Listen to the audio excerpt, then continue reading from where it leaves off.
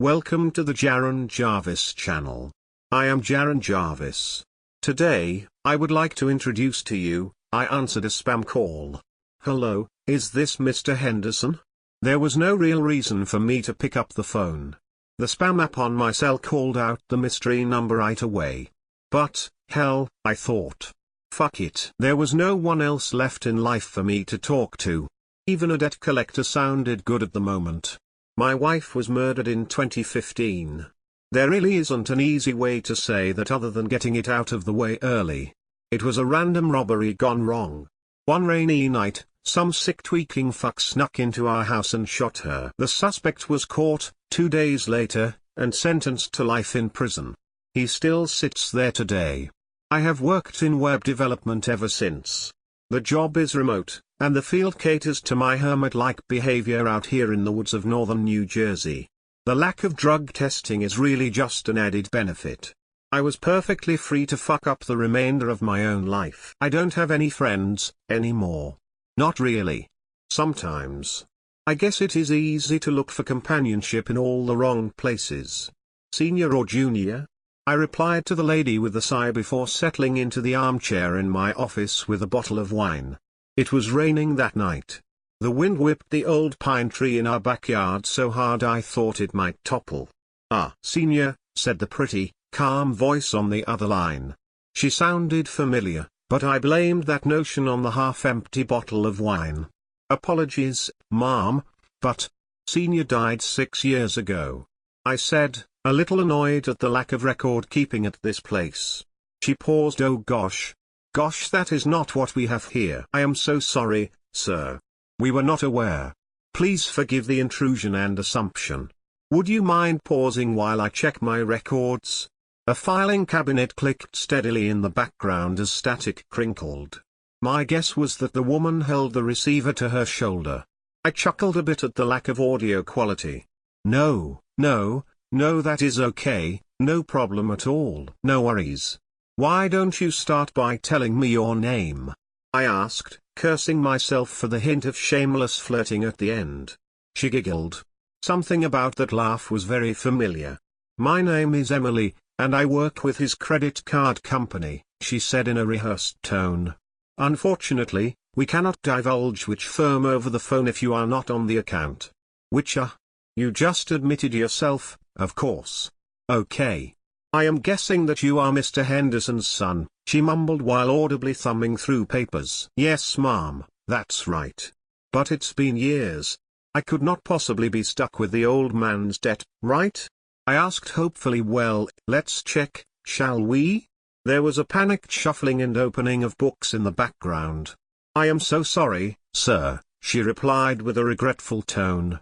The rules are in one of those 3-ring binders, and they are very difficult to find. Please hold for a moment.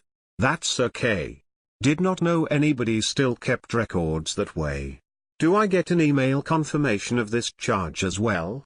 I asked. Excuse me? Email. Like electronic mail. A confirmation of the charge? I asked again, allowing my confusion to turn to frustration. What was this lady's problem? We don't do that here. Still a few years away from all those fancy features, she continued. But as you know, late payments are a pretty serious issue. They can even affect the credit score of an individual when a large amount has not been paid. Okay, of course, I said, genuinely starting to grow worried and a bit flustered. What can I do? Is there a Mrs. Henderson in the household? She asked quietly. Mrs. Henderson died in '06, what year did you say? Oh my gosh, that is so horrible. I really am batting 1,000 today. I gasped. That was it. That phrase. I don't know if it was the way she said it, or the fact that simply not that many people used that exact language. But as soon as she did, something clicked in my memory. My wife worked for a credit card company, before we met. Her name was also Emily. The voice sounded like hers. But it was younger. More hopeful than I remembered. What is your last name? I asked. The line was silent. Look, I know that's a weird question. But please, I think we know each other. I can't give that information out. She started okay. Did you go to Jefferson Memorial High School? Yes. She said, astonished. How did you know that? It was impossible. Emily was dead. The voice on the phone barely even sounded like her. It was younger, happier, more optimistic. This type of dream was actually the type of thing that had kept me up a million sleepless nights in the past. And yet, I was awake. Could it be a coincidence? Is your mother's name Eva? There was silence on the other end of the line. Then her mouse-like reply confirmed my suspicions. Who is this? I took a deep breath. Either I understood what was happening, or I lost my mind.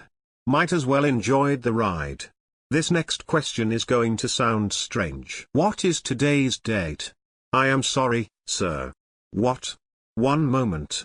She paused and shuffled around some more papers. Today's date is July 9th, 1999. It was impossible. Could it be the storm? The anniversary of her death? Emily, listen to me. Okay, sir, this conversation is getting a little strange. Let's keep it to the payment plan. Listen to me very carefully. One day you are going to meet a man. You are going to love him, Emily. And he will love you more than you ever know. I had to give her something to remember. On your first holiday together, he will buy you one gift for all 12 days of Christmas. Sounds dreamy, she replied with a laugh and a sigh. Are you one of those psychics? I am serious. You will marry this man, Emily. He will buy you the ring you always wanted. The ceremony will be in a beautiful one in your hometown. Your entire family will be there, including Aunt Zelda and your grandma from Tennessee. I like this fortune cookie, she said with dripping sarcasm. But 2 years later, on July 9, 2015, you will be murdered in the home you share together. She shifted the phone nervously. So what do I do? First, I tried to tell her to avoid the house that day.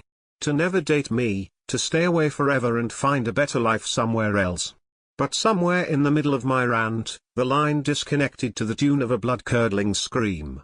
I called back to find a non-working number. She never answered again. I fell asleep listening to the thunder rolling through the sky. The scream from that night repeated from time to time while flashes of her body on the floor occasionally invaded my mind. I never questioned the call. I never asked why. Maybe it was God, maybe it was just time. But yesterday morning, when I woke up, Emily was by my side.